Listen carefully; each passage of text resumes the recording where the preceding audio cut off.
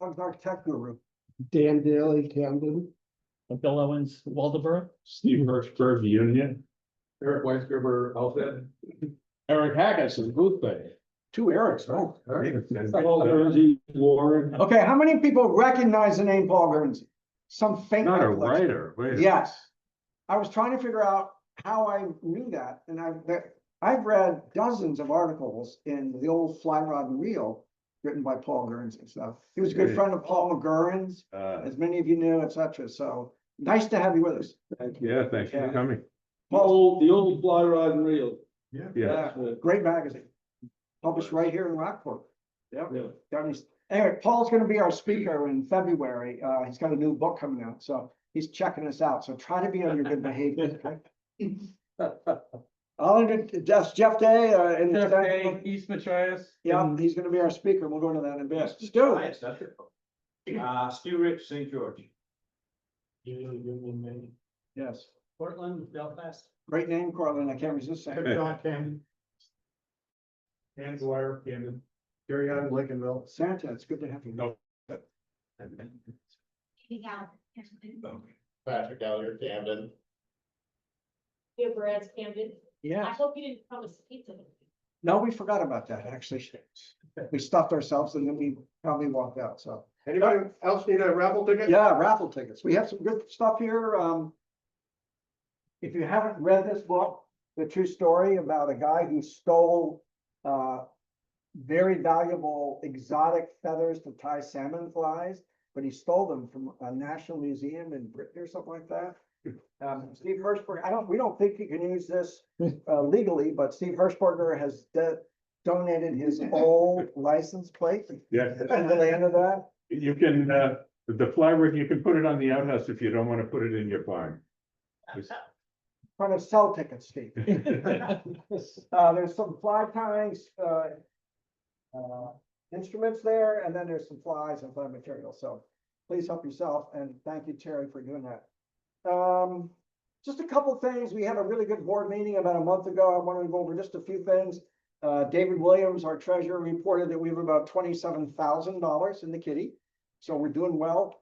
That's down about $5,000 from maybe a year ago, and that's primarily the money we have put into the work at the Duck Trap River, eDNA surveys, etc. And Tim's going to go over that in a little bit. But we're still financially secure. We had a really good outing last May, which I know some of you went to. We had 24 people go out on the St. George River. Terry Bombach organized that. It was promoted, and I think we were successful in people new to the area that wanted to know where to go fishing, and also people that were new to fly fishing. So how many people here went to that? Portland and I did. Yep, all right, we had a couple of mentors too. I thought it was well done, and we plan to do that again this year. We also had a great chapter outing on Cobb's Pond. We had 11 folks go to that. I know Eric, you went, and you brought your wife, and we had a good time. The fishing was a little tough. The black flies were out in force, but we still had a great time. And we'll go into that in a little bit, but we're planning another outing in May, this coming May, and that's going to be at Grand Lake Stream. Steve's going to go into that in a little bit. Tim, you want to update us on conservation? Yeah, just three things. One is our chapter was awarded a grant by Trout Unlimited National Embrace the Stream project to help us continue our eDNA study for the next 2 years. It's gonna not be full funding, but close to full funding for that. We're still looking for a few more $1,000s to help us out. Thanks to Carmen's not here, but she did a really good job on the grant application. Our grant was out of 18 grants, it was rated number 2. So I felt pretty good about that. Our December program is going to be on the duck trap. It's going to be on fishing and conservation. And we're going to go through the whole history of conservation, where we are, what we've done, and we'll put the groundwork for planning for what we're going to do in the next 2 years at that meeting. So it should be a good meeting, and we're going to have to be a show and tell. We're going to bring a lot of good things that people can feel and touch in terms of the conservation area. Lastly, Do we have a good speaker for that? well, yeah, no, we'll mow through.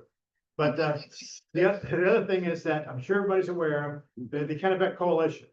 The great news on the Kennebec that the Brookfield Power is selling the 4 lower dams to the Nature Conservancy. And the plan is those dams eventually be taken out for the next 10 years. The good, you know, I want you to know the sheer chapter, it wasn't the $120 million that swung the deal by the Nature Conservancy, but it's Roy and I's testimony that caused Brookfield to throw in the towel. I'm sure of it. I'm sure of it. That's what did it. The story and you're sticking. And I'm thinking good. As they say, you know, failure's an orphan, but success has many fathers. So this is a classic one of that. And also, all fishermen are liars. House Fishman and Liars, right? There is actually, it's a long-term project. You're gonna hear a lot of things in the news over this. There's a new nonprofit being formed to manage this. It's not gonna happen overnight. And we're gonna put some talking points, I think, in our next chapter newsletter we'll put out. So if you're in a meeting and it comes up in your conversation with your neighbors or friends, you are informed of what's going on. Because if you want, we don't want, if there's no information in the channel, who knows what information we put out by people. So we want you to know the facts, and that's gonna be, we're gonna put that in.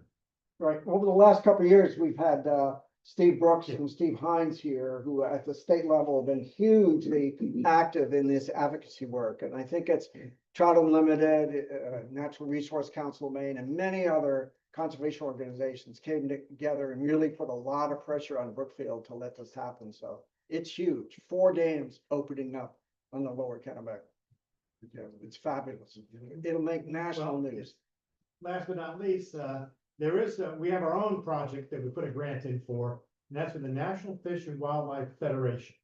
That's the same group that is evaluating the Montgomery Dam in Kent. Ours is for the Black Brook Culvert on Slab City Road, plus upstream on Youngstown Road, hopefully. We should hopefully know something in December, whether we are approved or get any money to help us do the initial engineering for that. So, Yeah. And the good news is it's not totally federally funded. correct. They have money, actually. It hasn't been taken. But I heard through the grapevine, the competition is fierce because everybody is going after this pot of money. You bet. All right, thank you very much. Steve, do you want to go over the outing and? Sure, just, yeah, real quick, for the spring trip this year, 2026 one, it'll be up at Weatherby's at Grand Lake Stream. And Weatherby's, there's the White House, which is the lodge nearest to where the hatchery is. So 5 rods can sleep there. Up on the main property at the far end is the Bon Air for 5 rods. These both have kitchens, fully equipped kitchens at $79 a night per angler. And we also will have the option of a 4 to 6 persons in a separate cabin without any cooking facility, but that would be for the ladies and for say couples who want to go up there. And they'd be welcome to dine with us in either of the 2 larger cabins. The big hatch that's going to be on hopefully is the Hendrickson, darks, lights, the red quill. If we hit it right, it could be really good fishing. They need a water temperature above 50 degrees to have that happen, and hopefully it'll be a nice trip. For those who would want to stay in the main lodge and go for the dining 3 meals, it's at $300 a night. You'd have to speak with Geoff McAvoy at Weatherby's to get that set up. If people want to fish in the lakes, if you want to bring a grandchild, let's say, the nice thing is it's going to be on a Saturday and a Sunday. For kids, they're out of school, people who work who want to go, or guests who you'd like to bring. It's a weekend trip. Bass fishing is available in the lakes, but obviously landlocked salmon fishing at GLS is notable and a lot of fun. So here's the sign-up sheet. Pass it around.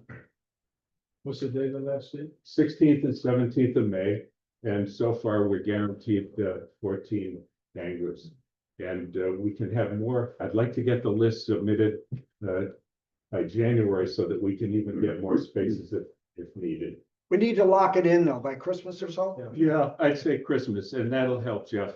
And if we need an extra cabin, we could add as many as 6 others in that, but he likes to be able to sell out. And obviously, it's going to be prime week with the Right. Henderson. Dan?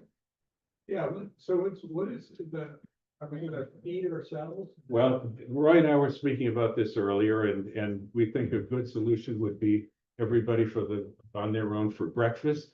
And then, if we could have a couple of volunteers, maybe since there are 2 dinners, someone prepare a big batch of lasagna for one night and maybe spaghetti and meatballs or something. And then we'd defray the cost of that, throughout the added to the 79 cents a night.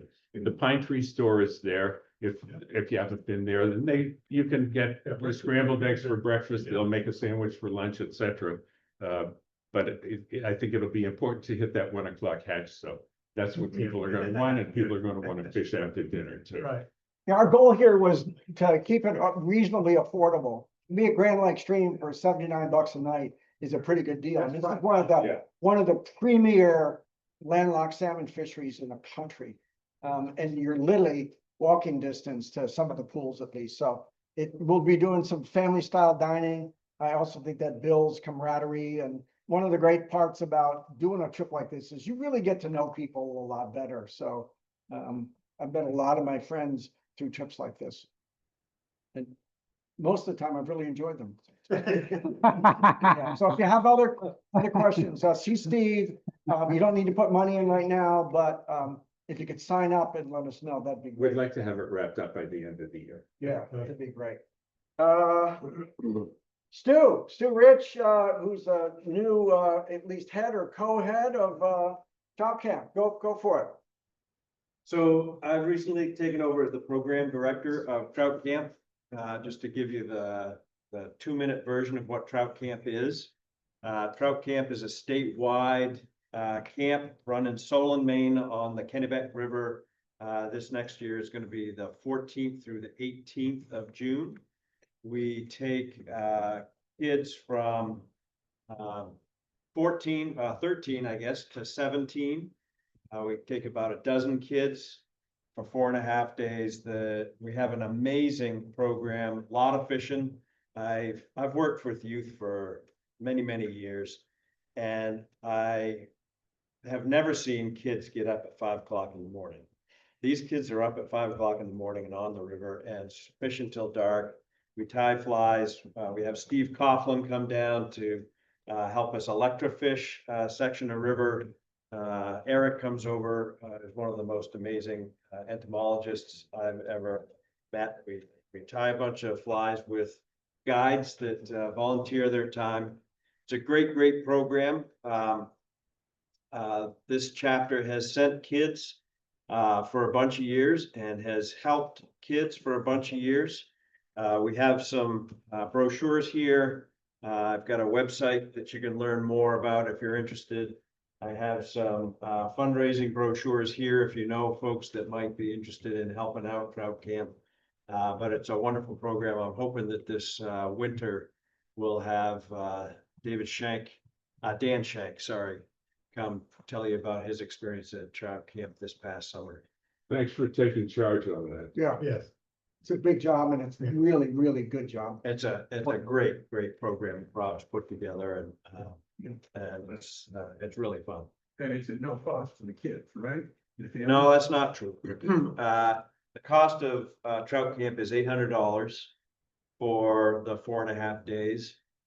We do, thanks to folks like the chapter here, we are able to offer some scholarships if kids need help with that. But the cost is $800 for the 4.5 days. All of the teaching is done by volunteers. So we get volunteer guides, we get volunteers from the state. Nate Gray comes down and talks about the anadromous fish and how that goes. The quality of the instruction that we have is astonishing. We have instructors, fly casting instructors come up from LL Bean, and it's great program. And they get some equipment too, don't they? I've learned a ton in Yeah. a few years I've been there. Thank you, Priest. And really, I second what Steve said. Thank you very much for taking on that leadership role. My pleasure. My understanding is it's one of the best trout camps in the country. Really strong. I'm almost at the end here. Just a reminder, one of the reasons the chapter is doing reasonably well financially is that over the last 5 years or so, we've had 5 or 6 people donate a lot of equipment.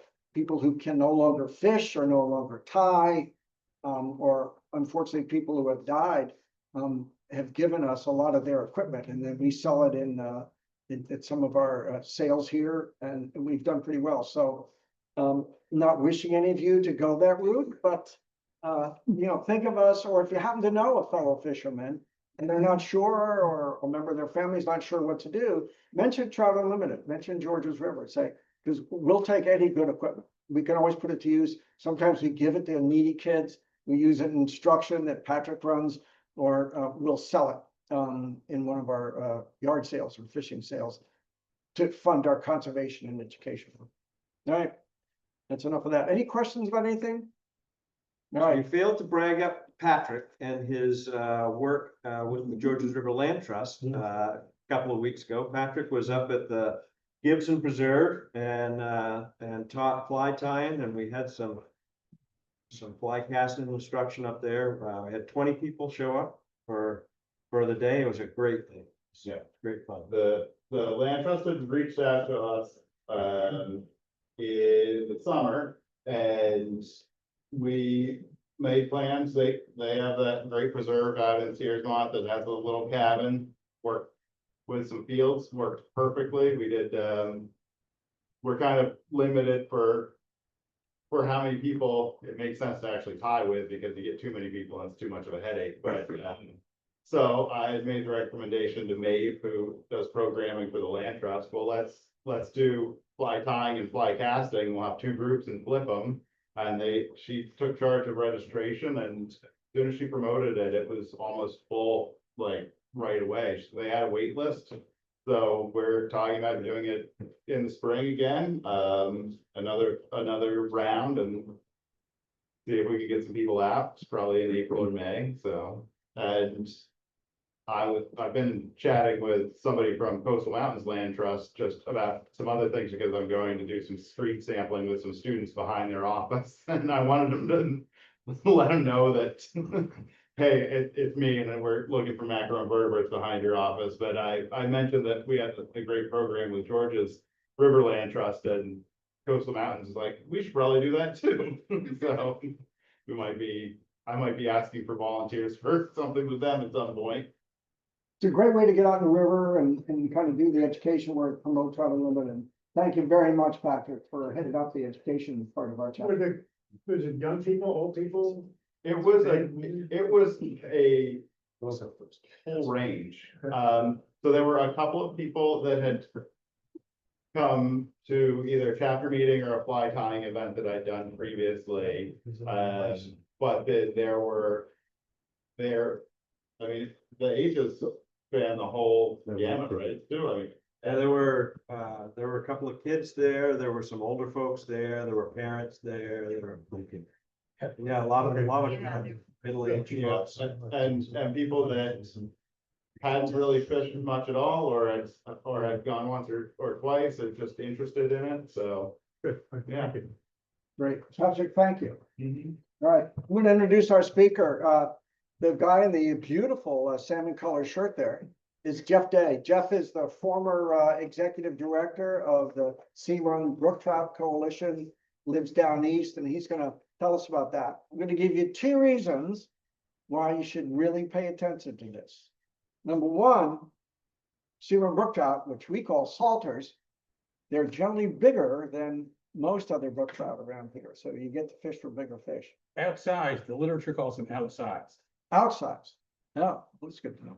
And the second reason is with the drought that we have now, hot weather, climate change coming, the ability of fish to go from freshwater out into saltwater, the ocean, like Penobscot Bay around here, from the duck trap or Springbrook or some of the other places, it's a thermal refuge. So they can escape low water conditions and heat and actually go out, and then when things get better, come back in. So, you don't have to have a big bottom-fed reservoir like the Bighorn River or something like that.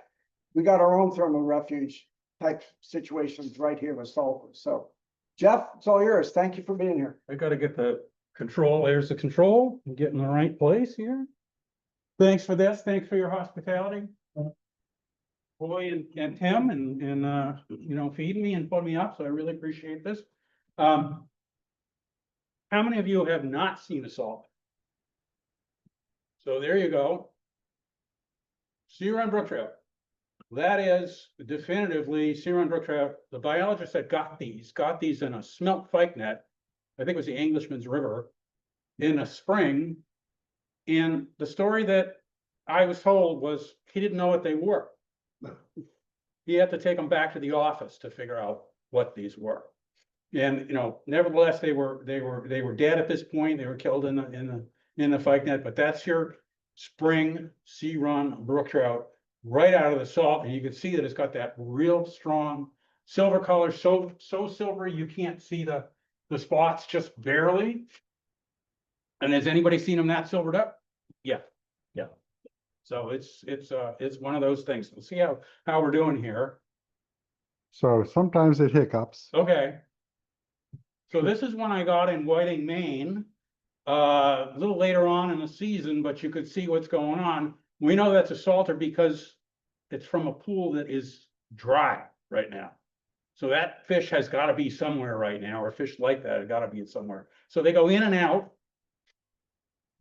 In the summer, they will go from a dry creek bed out into the salt water, which is something that I've always sort of theorized, but I've never had real good data on. But now I'm getting that kind of data from you guys. So that's kind of exciting. You will see that location. So that's what it is. And right now, that's dry. But that's where that salter came from. So a little bit about me, I kind of grew up fishing. This is me on the Cape. This is in Paxton. My mom, the babe, it's too bad that's obscured. But we grew up fishing, and just a little bit of my credentials. So this goes back to the 50s. I think it's 1957. Anybody know what this is? Cranberry bogs. This is the Quashnet River pre-restoration. And you probably saw this picture back in those days.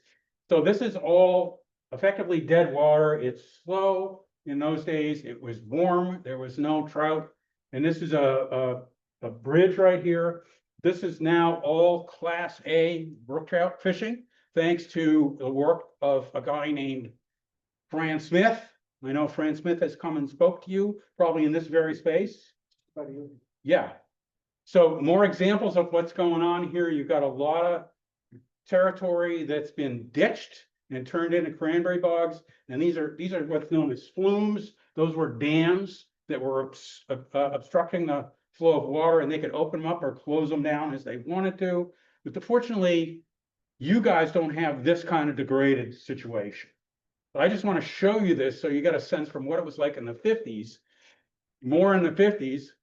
And location-wise, it's right here. One of the bigger rivers, and these are all salter streams. We're going to be talking about Red Brook. We're going to be talking about Quashnet and Mashpee. Unfortunately, a number of these have become extirpated, and they may or may not come back, but the Santuit River's actually become extirpated. You know, the fish became extinct in my lifetime. And we tried, I was there, we tried to transplant brookies in there to get them to reestablish, and they wouldn't go and they wouldn't go. So we think that that's just a bad situation, probably as a result of cyanobacteria, which I could get into if you want. I don't want to mess around with big words too much here. Here we are back at the Quashnet. Remember those? This is called a lunker bunker. This is Fran Smith and Fran's volunteers' work building these artificial overhangs to shelter the fish in those days. And you could see kind of what the situation was like. This is sort of fisheries restoration or trout restoration 101. We've moved on from this type of restoration. Anybody know why? Labor intensive. It's labor intensive and it's loaded with nails. And today you go through there and you can rip your waders on those nails. It's really too bad. That's not the only reason, but that's one of the reasons. In the day, and this was in the early 80s, they were considered state of the art. It was a very special kind of lot of work, a lot of effort, and a lot of hope that went into that. Today, they do large wood, which we'll see a little bit about large wood. In the 80s, the fishery was these giant sea-run brown trout. The biologists at that time had sort of given up on brook trout, and they figured that the brown trout were gonna be the trophy that would bring the fishermen in, that would sell a lot of licenses and that kind of stuff, and it did. And even to this day, you probably know this too, I'll have some people come up to me and say, oh, I still have nightmares about those fish because they were so big. They were so big and you could see them from the bridges. It was a very productive stocked fishery, but that's all it was. They never reestablished themselves. They never nativized. They never got anywhere. And this is what happened when they stopped stocking them, is there were brook trout in there within the brown trout. But in the 90s, Steve Hurley, a biologist, said, let's not do this anymore. Let's just see if the brook trout can come back. And sure enough, they did. And this is, 07, many years following that go on. And I have some more data that will show you what the numbers look like. This is an enlargement of that image. And this is what's known as sweet gale. And this was, it was like a marsh inside this sweet gale. And so the brook effectively expanded its banks through this weedy stuff, and it just slowed the river down, and it didn't add to the river at all. So the objective in those days was to cut the sweet gale again and again and again and again and again and again and again. And this is what they ended up doing, is they piled it up so that it would create its own sort of compost that would turn into, rotten wood that would be solid fixture, basically making the stream narrower and narrower and narrower. And if you then build the lunker bunkers right along the streams, then you've got overhang that protects the fish. The idea is to get the natural overhang, and this got to it ultimately. And that's what it looks like today. It's beautiful. It's considered Class A fishing.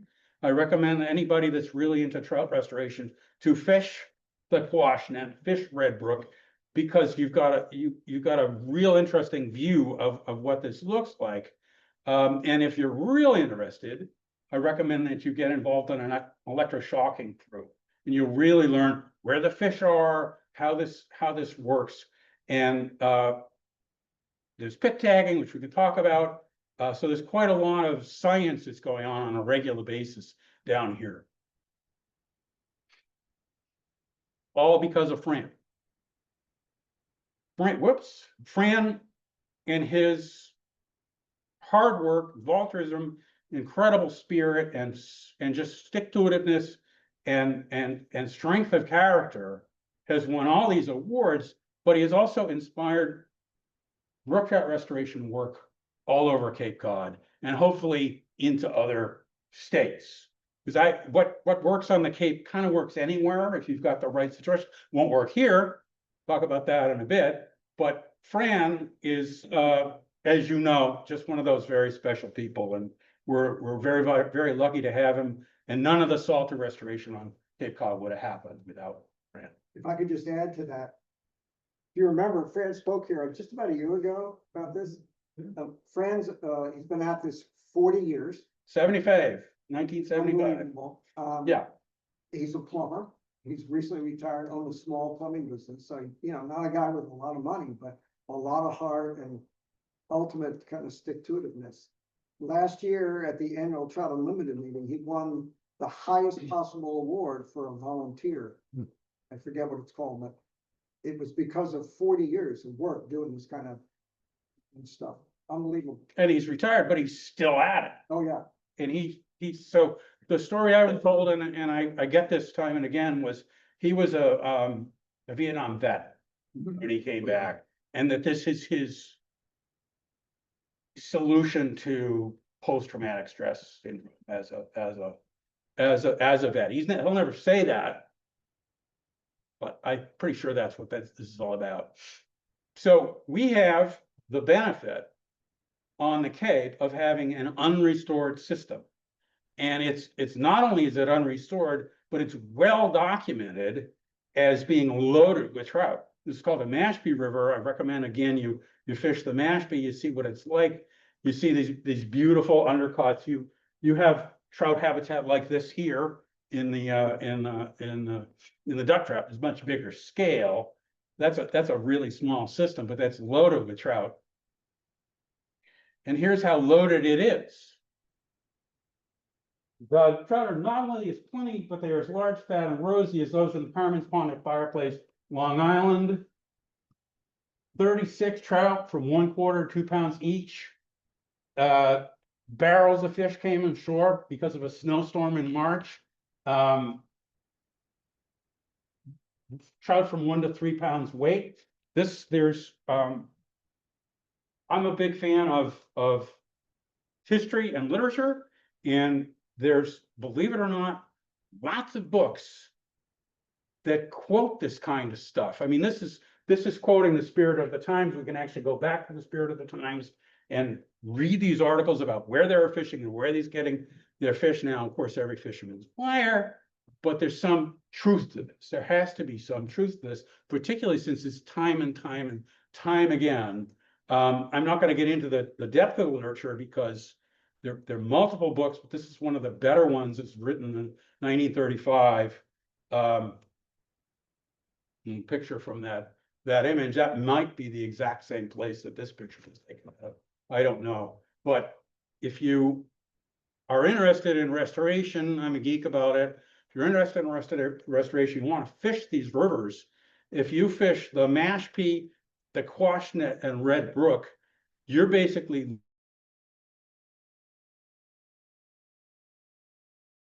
years of restoration.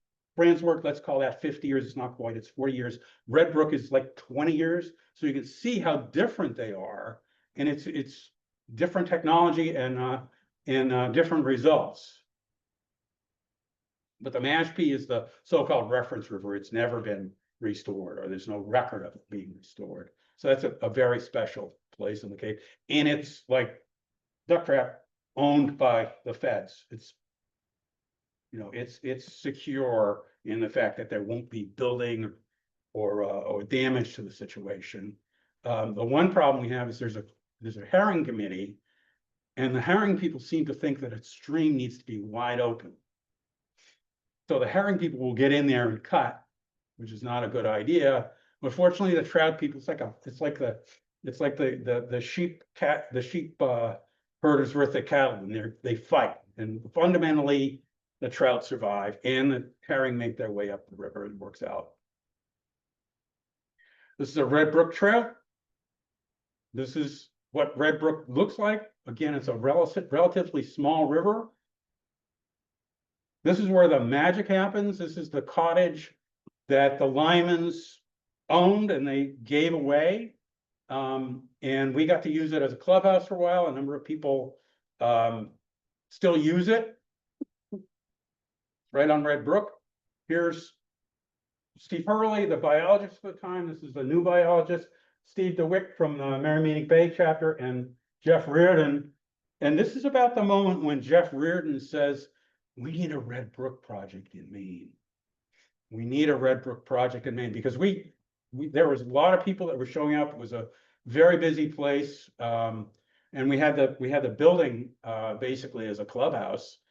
And so this is Lyman. We're not going to get into who he was, but he became quite famous, the Commission of Inland Fisheries, and the cottage was where he went. And he's a Civil War guy, so he ended up dealing with his own post-traumatic stress syndrome, in theory, by fishing at Red Brook and by buying up Red Brook and restoring Red Brook as he felt was appropriate. Lyman's owned the place for over 6 generations. It was quite productive for these guys. And this was one of the sort of more lasting symbols of the fish they caught in that brook. Later years, we learned some of those are brown trout because they stocked it with brown trout because they wanted bigger fish. But some of those are definitely brook trout, salters, and that's a sort of an iconic picture of what's it like to hang around at Red Brook and see the history and see the how it became. I'm going to show a lot of fish pictures just because I like fish pictures that have a nice little fall colored up little brookie.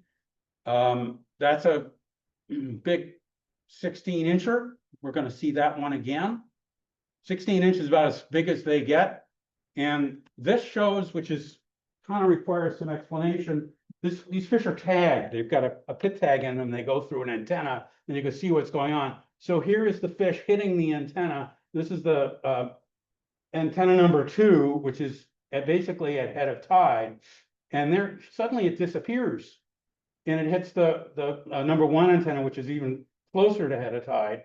And it stops hitting these antennas, and it has this stretch, and it comes back. That's basically the winter. That's October. That's May. That fish grew 4 inches in that period of time. So that shows you how productive this fishery can be if they can run, if they can have access to the salt. Now, is that true with your fish? I don't know. It'd be interesting to see. It's something that you could learn, but it's a very, very labor intensive and money intensive way to study these fish, but it might be something that is of interest to you guys. This is pit tagging, you've got antennas, etc. If anybody wants to know, I could talk about that at some length. One of the bigger fish we've ever seen at Red Brook. A little background further on Red Brook. Red Brook is a 4.5 mile long system. Original property was donated by the Lymans. It runs like this. And this is all this development on Cape Cod, and this is Buttermilk Bay, which leads into south of Cape Cod Canal. It's quite heavily developed, but it's still doing just fine. All this land up here now is in conservation. Either the trustees of the reservation, which is a big landowner and trust, or the state or the feds. 110 acres, I'm sorry, 1,100 acres. 4 dams were removed. They weren't technically dams, but they're more like flumes. We'll see that. So here's a example of what this looks like. You got the big machines in there and these big hunks of concrete that were removed. I don't think you need to do anything like that up here. I think maybe on the Georges, I didn't get to see the Georges. There might be some tributaries that need some work like this, but this is unique to Cape Cod. So, and that's the addition of large wood. And it literally was a tremendous amount of wood that got put in. This is what the wood looks like on a snowy day. And you'll see there's almost a dozen logs in here. And that's a sort of a trout hole at this point. And here's a fisherman using that spot, and it's very productive. The bottom is sandy. There's a lot of sand moving through, but the banks hold fish. And this is the different model than the lunker bunkers that Fran was building on the Quashnet. They used a very, very different model here. Instead of building overhangs, they installed this kind of wood. And it was a big project, but it's been very, very successful. Another big fish, another big fish. That's the classic salter football. Only see that occasionally. I thought originally when I started doing this work that we'd see a lot of those fish. I understand you see them like that up here. Is that a common kind of shape and size? But that's effectively a result of the very fast growth of them being down in the salt water, where there's technically a lot more food down there. The same thing. And so what's evident to people and what shows up in these chapter meetings, etc., is is Fran Smith's work. This guy's work is just as important. They discovered by doing a genetic analysis that the fish at Red Brook were different than the fish in the Quashnet, that were different in the Coonamess, that were different in the Charles, that these fish are all genetically unique. And that began, along with Fran's work, a revolution in restoring these brooks, because they realized this was something different. In addition to the fact that they were different, each brook, they were also very clearly not descended from hatchery fish. So that was one more reason that this was like a really kind of real interesting finding. And Brendan went on to work doing land conservation. So there's a lot of positive stuff that came out of his work. So at the same time, they began pit tagging.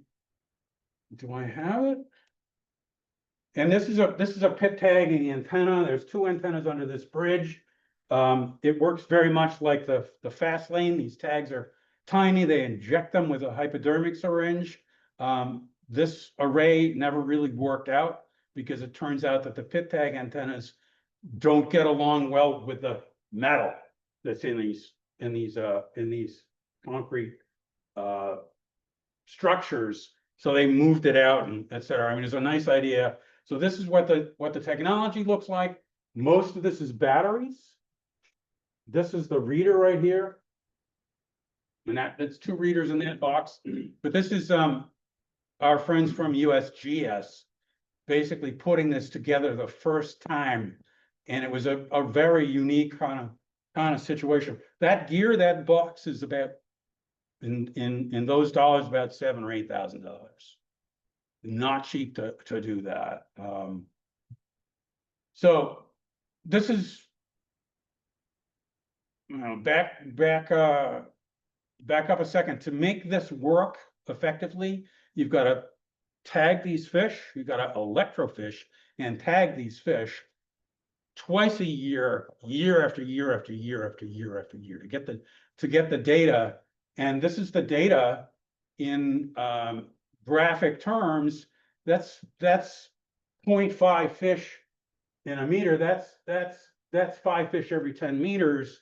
You can see that Red Brook, the red line, is substantially better than any of these other lines, and it's excellent fishing in the Quashnet, which is the blue line, and Red Brook is, you know, 5 times that in some instances. Now it's not always 5 times, but that's I don't know how we can explain that.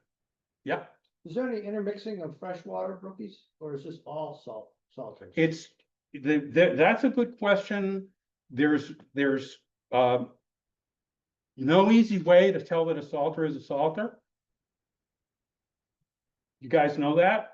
I mean, you can tell by looking at them sometimes, but after they've come in and been in the river for some time, they shed that silver and they start to look like a regular brook trout.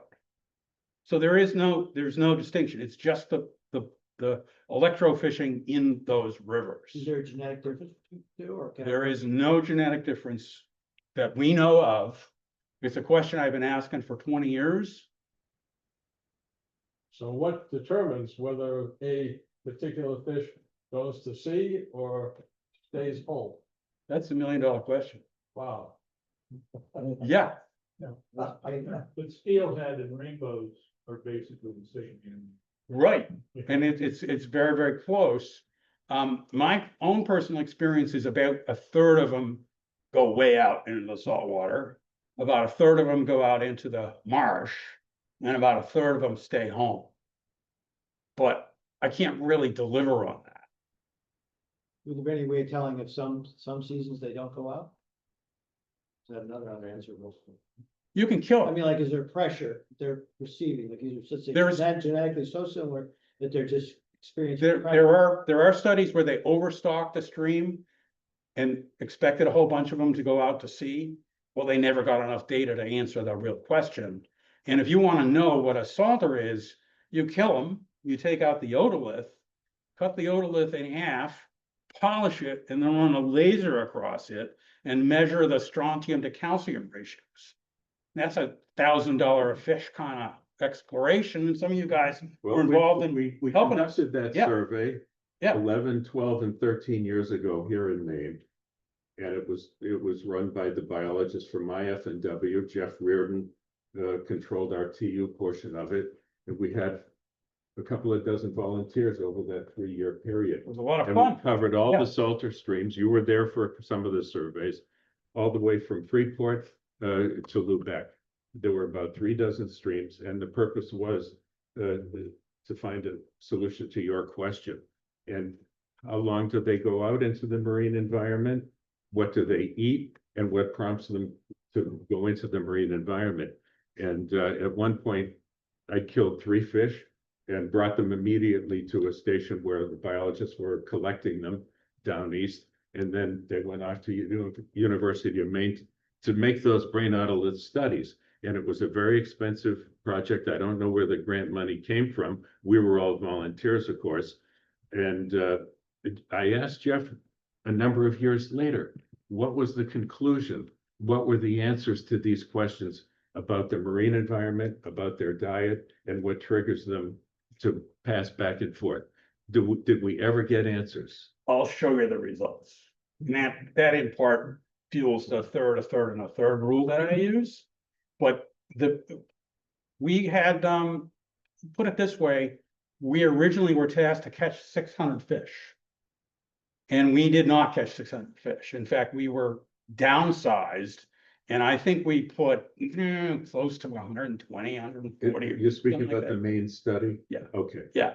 So we ended up with a smaller number. So our numbers were already statistically damaged in the process. And we could have come back, but we kept getting this feedback, you're killing too many fish, you're killing too many fish. So we stopped doing it. But I do have a slide, I don't have it in this presentation, but that very clearly you could see that there was a true salter that was clearly eating salt food.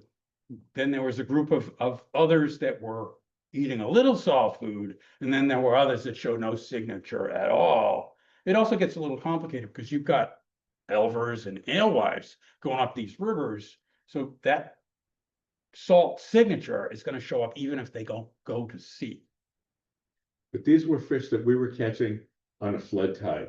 Very specific instructions. Reardon assigned us to certain brooks and streams, and it was on the flood tide, and that's when we caught them. So we know for sure they were nickel bright fish. So that just were not enough. We killed I a know, lot of them. but we didn't kill enough for the scientists to really come back. It's unfortunate, but that's a common thing that the scientists will say, well, we don't have statistical significance. We need more fish. So it's a tough situation. Reardon's takeaway from this is to know that it's a salter is if you catch them in salt water. And they fight like hell. Well, this is the outsize, yeah. I just throw one thing on the duck trap though. Yeah, you know they're not there all the time because the water's too warm in the main state. So you know they have to go somewhere. They can go up. If So, there's water, The water gets warmer as you get closer, as you go upstream. Yeah, it's all 3 ponds are heat sinks. All the flow coming from the ponds warm the water up with the river. so this is the first time that I've seen this data expressed in, firsthand fishermen's reports about the fish being in salt water in the summer. We always theorized that that's what's going on. You guys can pretty much prove that here. So that's a good thing. So anyway, back to this, you see that Red Brook is relatively productive year after year after year. This is one of the studies that was done that definitively proves that what a salter is and what a salter is doing. I don't know if you recognize any of these guys, Joe Zidelsky, Whiteley, Dubai, Steve Hurley, and strangely enough, this is for a graduate degree program, and the graduate student isn't even listed here. So it's very funny to see, but evidence of anadromy. This is the location, that's Red Brook. Your fish in your background, you see a little bit more about what's going on. America's first sport fishery. Lots of dams, making things difficult for these fish. Connectivity is a very difficult situation. Electrofishing, and here you go, that football. So what they're doing here is they're installing what's known as a Vemco tag, which is also plus a pit tag. A Vemco tag is the size of a bean. A pit tag is the size of a grain of rice. The bean size tag has to be installed surgically. So you've got a tube of oxygenated water. You've got to anesthetize the fish. You've got to open the fish up. You've got to insert the tag. You got to suture the thing closed. So you think it was a hell of a team effort. Not common kind of thing, but they're putting these tags in. Whoops.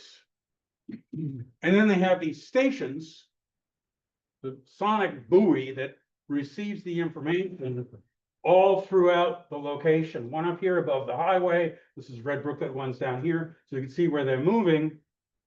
And that's how they're moving. So here they are coming down into the salt water, again coming down in the salt water, and then disappears out in Buttermilk Bay, out to the canal. Another one disappearing out to the canal, back and forth. So this is definitive proof that these salters are in the salt water. Now, there's no question of how many, et cetera. So this was effectively 11 fish. 2 years of work for 11 fish.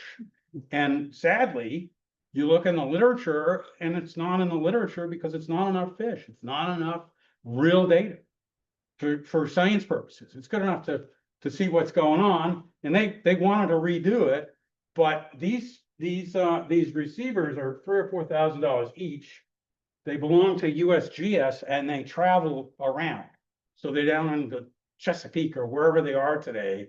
You can't get them back. You can't own them because it's a lot of money. But wouldn't that be a great study for you guys to do, to see where your fish go?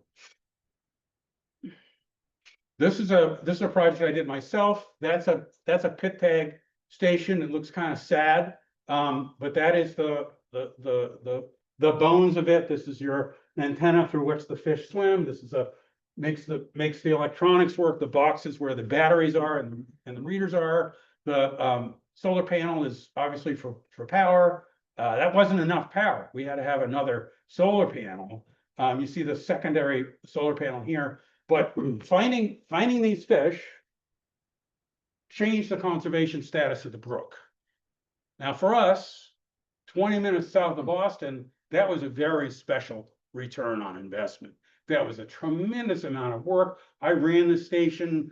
You get the data off it and you see what's going on, and you see that, oh, we've got a snapping turtle sitting on the antenna today that's eaten 6 fish. Look at that.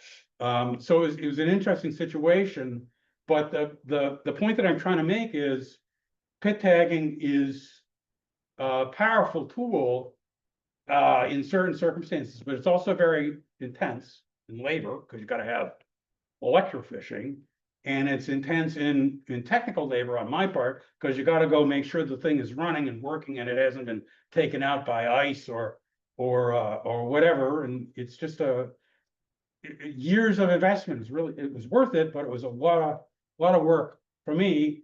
It looks pretty simple, but it's a lot of work taking care of it. Changing the subject to water temperature, which I consider one of the most important variables in brook trout habitat. These are all the Cape Cod streams. This is 70 degrees. This is sort of where you start to run into real problems with what's going on. And you see in the middle of summer, you've got some streams down here in the 50s. That's Red Brook and the Quashnet down there. And then you've got these systems that are running hot. They're running up into the 70s, and it's death for brook trout in those areas. They've either got to get out of there or they're going to die. We have a beautiful relationship with this Cape Cod Rivers Observatory. It's a Woods Hole institution run by a trout fisherman, and they just put it together. And they measure all kinds of water temperature numbers. water chemistry, et cetera. Won't get into the detail, but this is a world-class institution mapping these temperatures year over year over year, and a gift to me and a gift to brook trout restoration work. Wouldn't it be nice if everybody had this kind of numbers so that they could see? And this is by hand. This is a guy walking into the field with a temperature, with a thermometer, and taking the numbers time and time and time and time and time again. I'm a big fan of the hobos, and I would want to do this with electronics, but they want to do it with their volunteer, but it works out one way or another. It works out really nice. In the main surveys, we didn't even factor water temperature. All the surveys for those 3 years were done the first 2 weeks of May. Mhm. All the water was cold, all the streams and brooks were Natural, cold. yes. So it was not a factor Right. that would cause these fish to go into a marine environment. Right. It was something else. So I started by saying this, that what I see on Cape Cod versus what's going on up here, I'll make another kind of statement about this. Up here on the duck trap, you got issues, but you don't got issues that fit these things. So I feel a bit like a fish out of water because I'm talking about, you know, how things go on Cape Cod and what it's like, and we've got, you know, spring-fed streams year round. Up here, you've got, you know, the duck trap that runs dry. How are we doing for time? 10 minutes. More illustration about water temperature. This is literally moving from a headwater pond down to the sea. And these are dams. That's a dam. That's a dam. So the water flows over the dam. It gets cold. It's warm in the pond. It gets cold after it flows over the dam. It hits another dam, water temperature goes up, goes over the dam, goes cold again, hits another dam. So you can see that there's this building water temperature. There are brook trout in that system, but they never got any bigger than this. It's unfortunate. This is down on Martha's Vineyard. So you guys are really fortunate. Yeah. You mentioned before that the salters seem to top out 15 or 16 inches. Do you know how old they are? 4 years, so still the same. That we know. I mean, nobody's killing those fish, but Okay. the understanding is that there's nothing more than a 4-year-old fish in the system. So back to pit tagging. This is yet another type of pit tagging. You see that that's a 4-inch piece of PVC. We have the benefit of not having to work. This is a much more expensive system. We have the benefit that we don't have to work with that anymore because technology has advanced nicely. Here we go, more about what's going on with pit tagging. And Steve, the biologist here, would go out into the field sometimes 3 times a week with 2 or 3 batteries. Very, very, very intense work. He ended up making a little cart to get out there. I don't know if you carry a 12-volt battery through the woods, you kind of run out of juice after a while. So he was maintaining a half a dozen of these systems, charging the batteries. We finally got, you know, solar panels in there, so we didn't have to do this anymore. Still then, he had to bring these batteries out there because the solar panels weren't enough. And I have to show this off because it's really cool. Anybody know what that is? Huh? That's a 12-volt lithium battery. Compared to these things, that's effectively the same thing. That's less than a quarter of the weight. So technology has favored us in this regard. And as much as you want to be careful about lithium because it's, you know, flammable and stuff, they've adopted the lithium batteries. So that's been a really positive thing. This is part of the electrofishing gear. This is a $3,500 piece of equipment. I know because I bought it. Then when they shock a fish, hopefully the kid with a net catches the fish in the net. They pass it through this ring, and if it's tagged, it goes in one container. If it's not tagged, it goes into another container. And every meters or so, they take all the fish out and they weigh and measure all the fish. And if they're not tagged, they'll tag them and they return them, etc. You end up handling a lot of fish. It's been a lot of fun through the years to do this. That's your tag. And that again keeps getting smaller. So again, technology has advanced and given us better and better and better technology. This is the guys electrofishing. That's Scott Craig. Does Scott Craig work with you guys? USFW, he's Right. that guy, But he's done. He's retired, isn't he? just Yeah, recently. yeah, and I understand he's available. It's not entirely sure how available he is. Because we're trying to do some research up in down East Maine, and we can't get him. I've got his cell phone. Oh, I got it too. Yeah, yeah. He's busy cutting the wood. So you guys do a lot of eDNA, which I think is fabulous. And this is a good example of the results that we would get back. Showing Red Brook positive, that was my positive control. Santuit, unfortunately, was the negative, and they came back all negative. And then there was a negative control. This was a Herring River kind of situation. So this was 2017. It's quite a while ago. Back when we were working with bottles and crude filtering at the riverside, and this was $35 a shot. Is that about right? What you guys are paying? $35 a shot. You got to freeze the water. You got to take it to drive it up to Orono, and at the time, it was groundbreaking. It was very, very, very special technology. And we did, this was funded by one of the Trout Unlimited chapters down in Ipswich, Mass. These are all eDNA samples. I raised enough money to figure this out. And the idea was, can we find any locations that have salters? And here you are, all from Gloucester up to the just over the New Hampshire boundary. Red was negative. Yellow is positive. We figured out that's a stocked brook. We got a little bit of red and yellow here, so we're not quite sure what's going on down here. We got another one here. That was another stock situation. These two are also stock situations. So unfortunately, we're finding stocked fish. We're not finding wild fish. But for down here, this is a literally wild population that we try to keep a little undercover because the fish are very, very vulnerable to pressure. They're redoing this study. This is a fish that came out of one of those eDNA studies.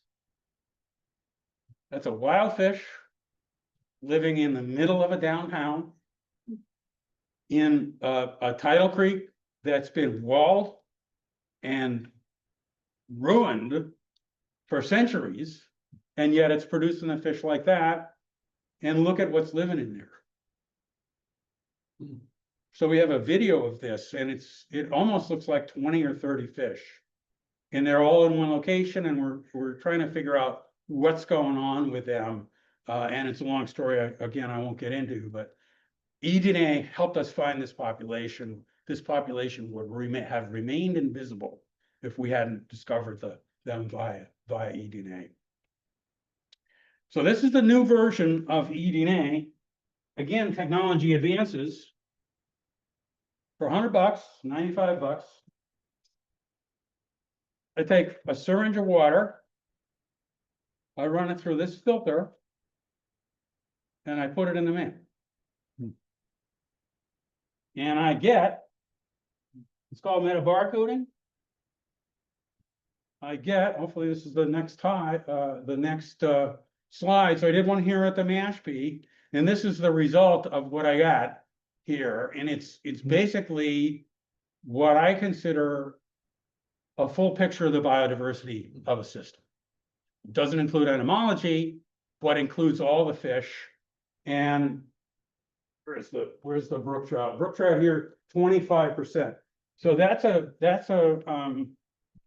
reference system that's never been restored. It's really, really well managed. And it's containing about a quarter, and this is by density, we don't have a literal number here. But it tells you what's going on here. We got blueback herring, we got the darters, we got the eels, we got sunfish. And you can see by percentage what's going on. I'm at $95 and no driving to Maine. This is a superior way to do EDA. Question for you, a lot of those are minnows, so with that 25% piece, like bought by weight? You know, so you need a whole lot more minnows to do the same amount of DNA? There is that. And there's no easy answer, because a brook trout swims by your syringe when you're pulling the water in, you're gonna get a much higher proportion of DNA from the brook trout.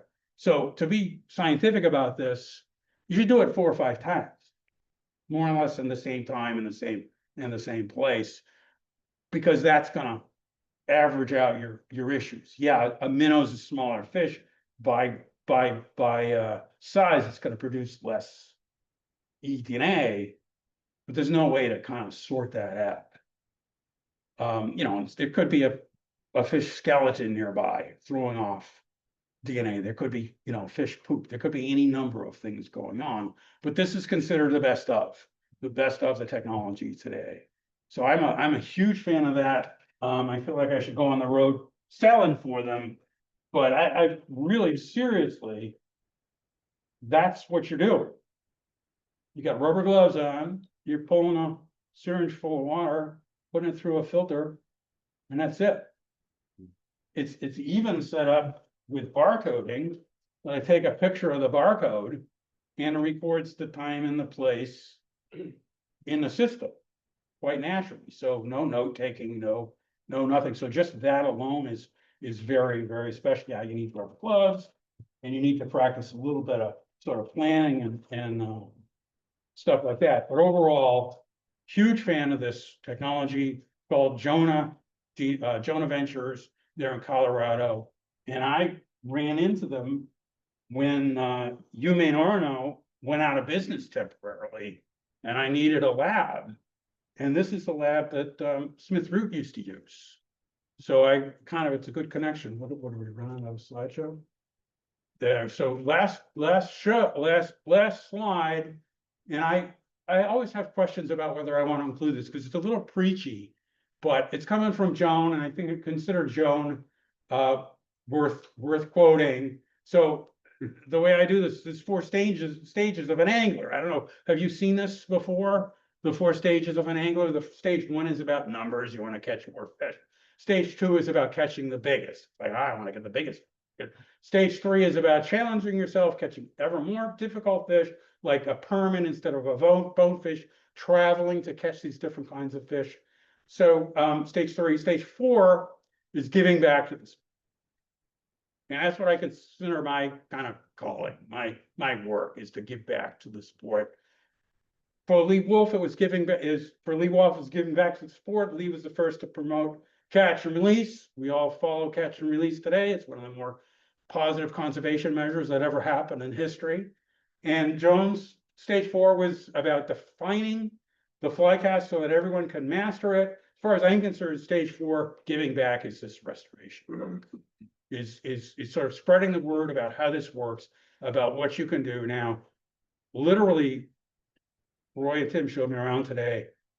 I can't see a single thing that you can take from this that applies to the duck trap. I really can't, because the duck trap is such an ideal environment. Yes, we could use more water, but there's no way to get more water besides doing rain dance, you know.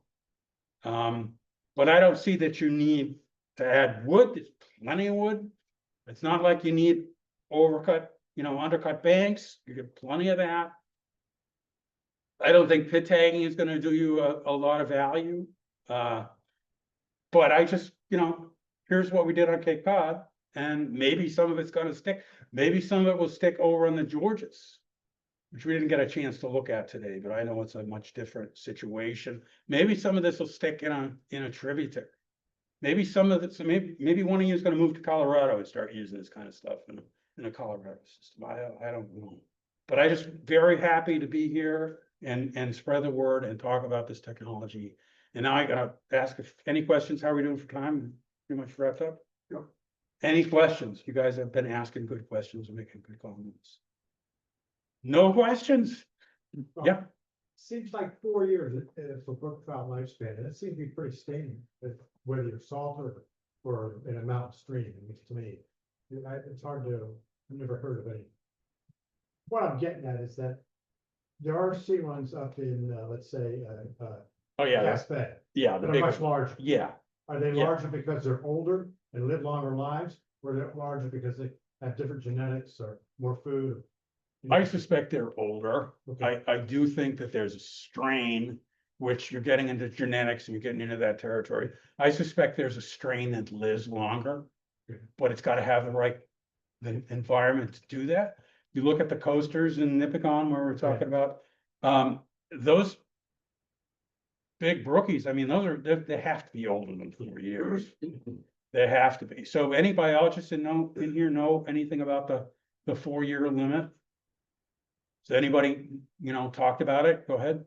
Yeah, I have heard people talk about the fish up in Labrador where they get really big and there may be, and this is not scientific in that I just have heard people tell me this, but the water is so much colder there that the fish live longer. So, if you talk to a biologist who actually knew what he was talking about, he might be able to give you the definitive answer.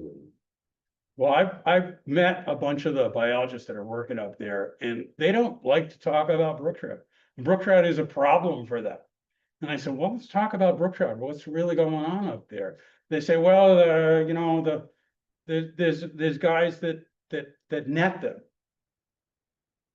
But nobody knows how old they are or what the population is like or what's going on. It's unfortunate. It's a secondary fish.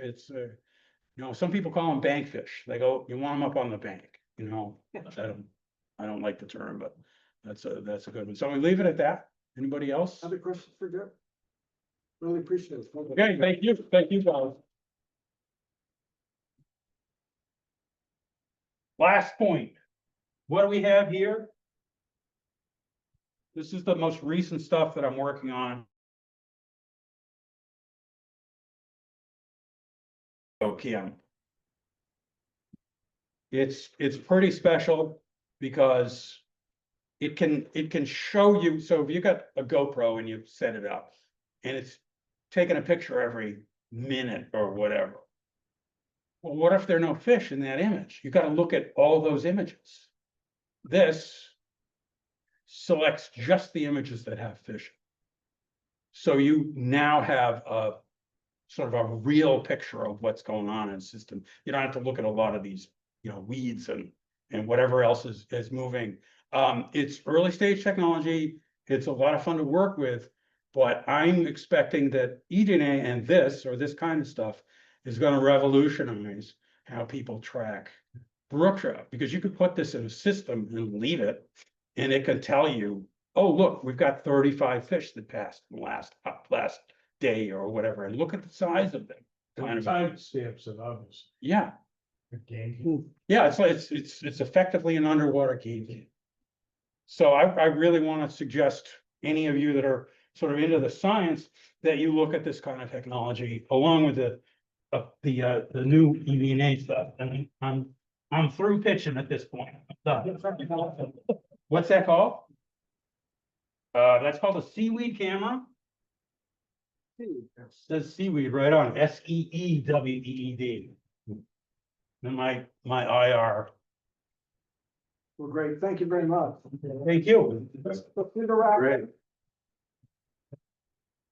Yeah. Raffle,